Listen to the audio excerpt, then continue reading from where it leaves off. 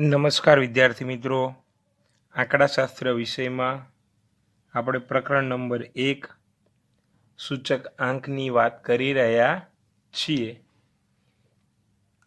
ગયા વિડીયોની અંદર આપણે લાસ્પેર, પાસે અને ફિશરના સૂત્રના તમામ દાખલા પૂર્ણ કર્યા છે.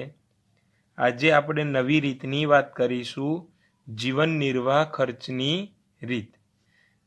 જેની વ્યાખ્યા જોઈએ, જીવન નિર્વાહ ખર્ચનો સૂચકાંક.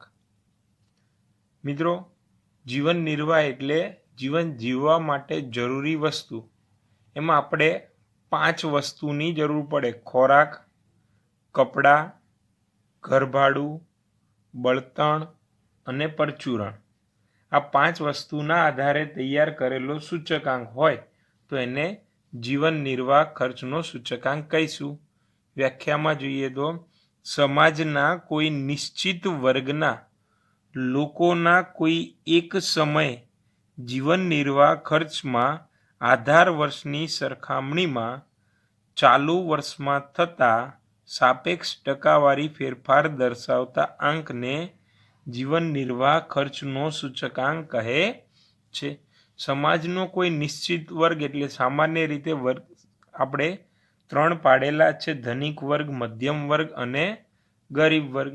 ના લોકોના કોઈ એક સમય એટલે કે આધાર વર્ષની સરખામણીમાં ચાલુ વર્ષે થતો સાપેક્ષ ટકાવારી ફેરફાર એટલે જીવન નિર્વાહનો સૂચકાંક. ગણવાની કુલ 2 રીત છે. પહેલી રીત છે કુલ ખર્ચની રીત. દાખલામાં સ્પષ્ટ કહે ત્યારે જ આપણે આ રીત વાપરીશું, કુલ ખર્ચની રીત. એમાં 2 સૂત્ર છે. પહેલું સૂત્ર છે આધાર વર્ષના જથ્થા આધારિત. I બરાબર સિગ્મા P1 Q0 છેદમાં સિગ્મા P0 Q0 ગુણ્યા 100. અને ચાલુ વર્ષના જથ્થા આધારિત એનું સૂત્ર છે I બરાબર સિગ્મા P1 Q1 છેદમાં સિગ્મા P0 Q1 ગુણ્યા 100. ફરી વખત કુલ ખર્ચની રીતના 2 સૂત્રો.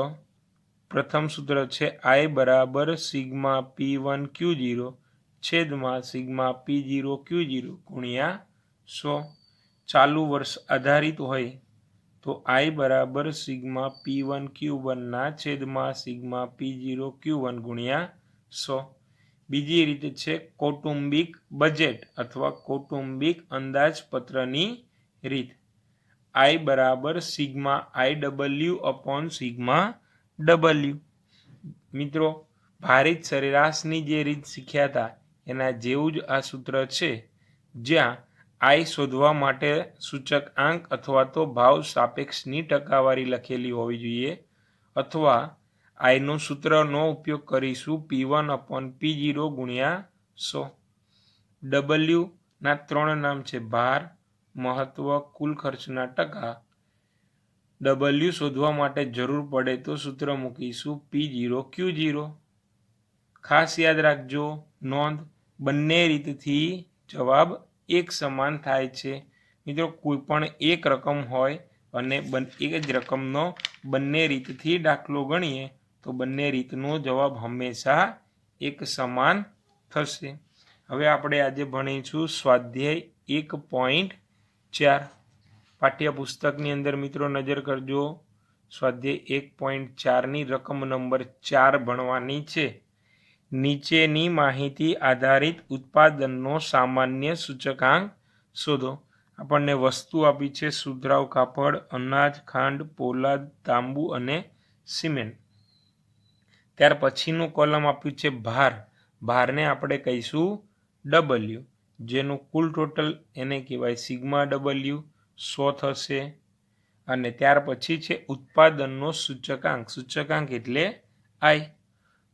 તો હવે આપણે I અને W હોવાના કારણે સૂત્ર મૂકીશું I બરાબર sigma IW upon sigma W, જેના માટે કોલમ બનાવીશું I અને W નો ગુણાકાર. 220 ગુણ્યા 15 એટલે 3300. 225 ગુણ્યા 23 5175. 190 ગુણ્યા 15 2850, 215 ગુણ્યા 25 5375, 10 ગુણ્યા 198 તો 1980, 220 ગુણ્યા 12 2640। હવે મિત્રો આ તમામ આંકડાનો સરવાળો કરીએ જેને કહીશું સિગ્મા IW 21320। હવે આપણી પાસે સૂત્ર છે I બરાબર sigma IW upon sigma W, જેની અંદર કિંમત મૂકીએ તો સિગ્મા IW છે 21320, સિગ્મા W નો જવાબ છે 100, તો બંનેનો ભાગાકાર થશે 213.20। હવે વાત કરીએ મિત્રો રકમ નંબર 1। પાઠ્યપુસ્તકની અંદર જોઈશું રકમ નંબર 1, મધ્યમ વર્ગના કુટુંબોની અંદાજપત્ર તપાસ પરથી નીચે મુજબ માહિતી મળે છે। તે પરથી વર્ષ 2013ના સાપેક્ષ વર્ષ 2015ના જીવન નિર્વાહ ખર્ચમાં કેટલો ફેરફાર જણાય છે તે સૂચકાંક મેળવી જણાવો। તો આપણે પહેલા સૂચકાંક મેળવીએ। સમૂહ આપેલ છે ખોરાક, બળતણ, ભાડું, કપડાં અને પરચુરણ। ત્યાર પછીનું ખાનું છે ભાર, ભાર એટલે W, જેનું કુલ ટોટલ છે સિગ્મા W 100। 2013માં ખર્ચ અને 2015માં ખર્ચ। 2013માં ખર્ચ P0 અને 2015માં ખર્ચ છે એને P1 કહીશું। તો મિત્રો આપણે અહીંયા સૂત્ર મૂકવું હોય તો બે કોલમ બનાવવા પડશે। P1 અપોન P0 ગુણ્યા 100 કરવાથી આપણને I મળશે અને પછી I અને W નો ગુણાકાર થશે। તો પ્રથમ ગણીએ P1 અપોન P0 ગુણ્યા 100, 3900 ભાગ્યા 3000 ગુણ્યા 100 કરવાથી આપણને જવાબ મળશે 130। 1850 ભાગ્યા 1450 ગુણ્યા 100 એટલે 127.6। 2400 છેદમાં 1500 ગુણ્યા 100 એટલે 160।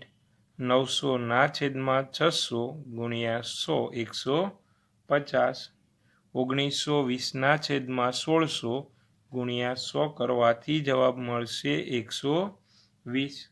હવે મિત્રો I અને W નો ગુણાકાર કરીએ તો 130 ગુણ્યા 45 એટલે 5850।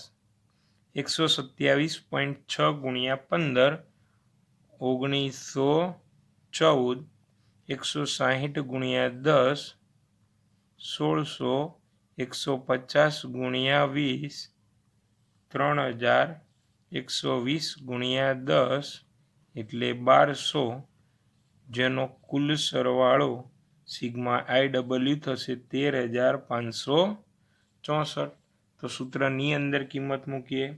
સિગ્મા IW ની જગ્યાએ 13564, ભાર છે સિગ્મા W 100 એટલે I થશે 135.64।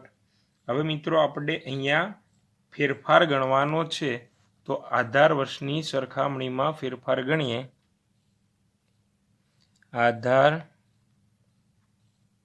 વર્ષની સરખામણીમાં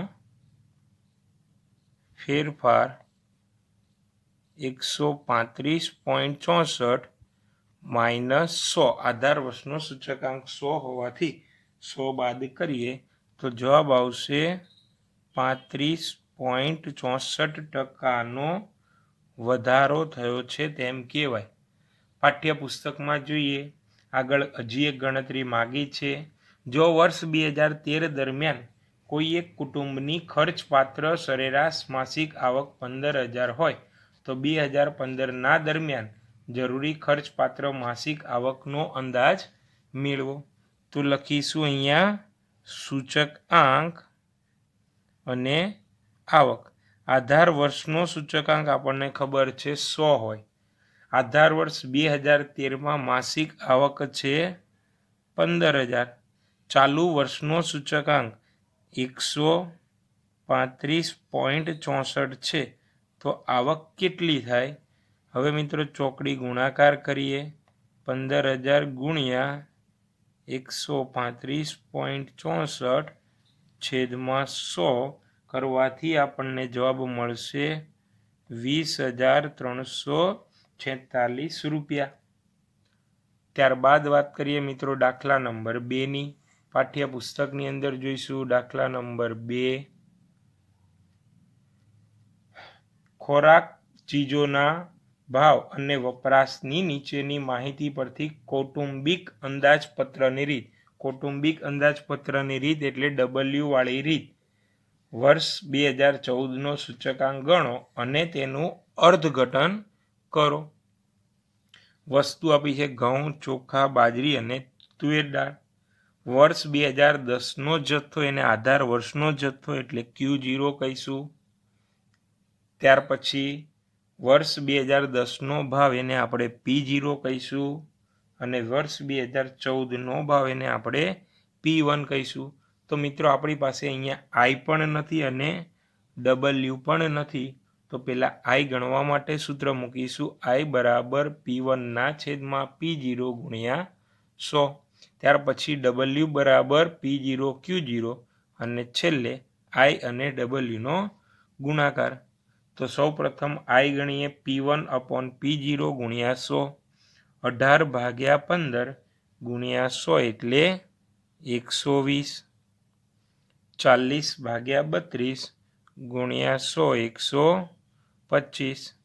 14 ભાગ્યા 12 ગુણ્યા 100 116.7. 70 છેદમાં 50 ગુણ્યા 100 140. હવે ગણીએ W બરાબર P0 Q0. P0 અને Q0નો ગુણાકાર 60 ગુણ્યા 15 15 છંગ 90 એટલે 900. 40 ગુણ્યા 32 1280. 15 ગુણ્યા 12 180. 25 ગુણ્યા 50 1250. જેનો કુલ સરવાળો એટલે સિગ્મા W થશે 3610. ત્યાર પછી મિત્રો ગણીએ I અને Wનો ગુણાકાર. 120 ગુણ્યા 900 એટલે 1,08,000. 1280 ગુણ્યા 125 1,60,000. 116.7 ગુણ્યા 180 એટલે થશે 21,006 અને 140 ગુણ્યા 1250 કરવાથી જવાબ આવશે 1,75,000. જેનું કુલ ટોટલ એટલે કહીશું સિગ્મા IW 4,64,006. તો સૂત્રની અંદર કિંમત મૂકીએ. I બરાબર sigma IW upon sigma W. Sigma IWની જગ્યાએ 4,64,006 છેદમાં 3,610. હવે કરીએ બંનેનો ભાગાકાર એટલે આવશે 128.53. ત્યાર પછી મિત્રો અર્થઘટન માગેલું છે એટલે લખવાનું આધાર વર્ષની સરખામણીએ ફેરફાર. ચાલુ વર્ષનો જવાબ આવ્યો તો 128.53 માઇનસ આધાર વર્ષનો જવાબ 100 છે બાદ કરી દઈએ એટલે આવશે 28.53% વધારો. તો આ થઈ મિત્રો કુલ ખર્ચ અને કૌટુંબિક બજેટની રીતે. તો હવે આપણે આજે દાખલા ગણ્યા એના જેવા દાખલાની વાત કરીએ તો વિભાગ ડીમાં દાખલા નંબર 12, વિભાગ ઈમાં દાખલા નંબર 5 અને વિભાગ એફમાં દાખલા નંબર 8, 9 છે. સાથે ઉદાહરણ નંબર 17. આ તમામ દાખલા આજે આપણે જે દાખલાનો અભ્યાસ કર્યો છે તેના જેવા જ છે, માટે આ દાખલાનો પ્રયત્ન આપણે જાતે કરવાનો છે.